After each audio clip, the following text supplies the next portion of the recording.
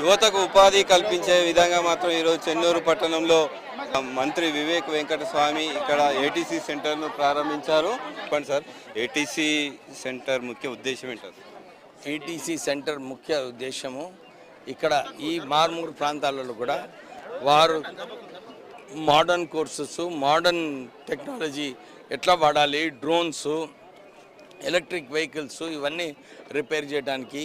ఎప్పుడు కూడా మనం హైదరాబాద్ పోతున్నాము రిపేర్స్ కోసం, అక్కడ హైదరాబాద్ పోకుండా ఇక్కడనే తక్కువ ధరలో ఎట్లా ఈ అడ్వాన్స్డ్ టెక్నాలజీ సెంటర్స్ ద్వారా పని చేసుకోవచ్చు అని చెప్పి ఈ అడ్వాన్స్ టెక్నాలజీ సెంటర్ ఇక్కడ సుమారు 50 కోట్లతో స్థాపించడం జరుగుతుంది. వచ్చే సంవత్సరం వరకు కూడా చాలామంది 266 మంది ఈ సెంటర్లో ట్రైన్ అవుతారు. వీళ్ళందరికీ కూడా మంచి ఉద్యోగ అవకాశాలు కల్పించడానికి ఈ స్ట్రెంగ్స్. యువతకు ఉపాధి కోసం ఇంకా ఎలాంటి కార్యక్రమాలు చేయబోతుంది? ఇప్పుడు వచ్చే నెల నా 850 మెగావాట్ల అడిషనల్ ఎక్స్పాన్షన్ మన జైపూర్ పవర్ ప్లాంట్ చేయబోతున్నాము. దాంట్లో ఎక్కువ ఉద్యోగాలు వస్తాయి. తర్వాత ఇంతకుముందు కూడా నేను ఎమ్మెల్యే అయిన తర్వాత 80% వరకు లోకల్ ఎంప్లాయ్మెంట్ తీసుకోవాలని చెప్పి ఆ రూల్ కూడా సింగరేణిలో రావడం వలన ఇంకెక్కువ మందికి ఉద్యోగ అవకాశాలు కల్పించారు. తర్వాత RK4లో కొత్త మైన్ రావాలని చెప్పి నేను కొట్లాడి దాంట్లో కూడా ఒక కొత్త మైన్ రావడం జరిగింది. అవన్నీ క్లియరెన్సెస్ అయిన తర్వాత అక్కడ కూడా ఉద్యోగ అవకాశాలు కల్పించడానికి ఆ మైన్ ప్రారంభమవుతుంది. సుమారుగా ఇప్పటి వరకు ఎంతమందికి 2 సంవత్సరాలు మీరు ఉపాధి కల్పించారు, ఉద్యోగ అవకాశాలు ఇప్పుడే చెప్పినా కదా, ఆల్రెడీ 80% వరకు చేయడం వలన ఒక 3000 ఉద్యోగాలు దాంట్లో STTPలో ఇంకా సింగరేణిలో రావడం జరిగింది. ఇప్పుడు వచ్చే కొత్త పవర్ ప్లాంట్లో ఇంకొక 5000 ఉద్యోగాలు దాంట్లో వస్తాయి. మందమరిలో ఒక అడ్వాన్స్ టెక్నాలజీ సెంటర్ స్టార్ట్ చేయడం జరిగింది సింగరేణి సంస్థ ద్వారా. ఇది ఒక సెంటర్.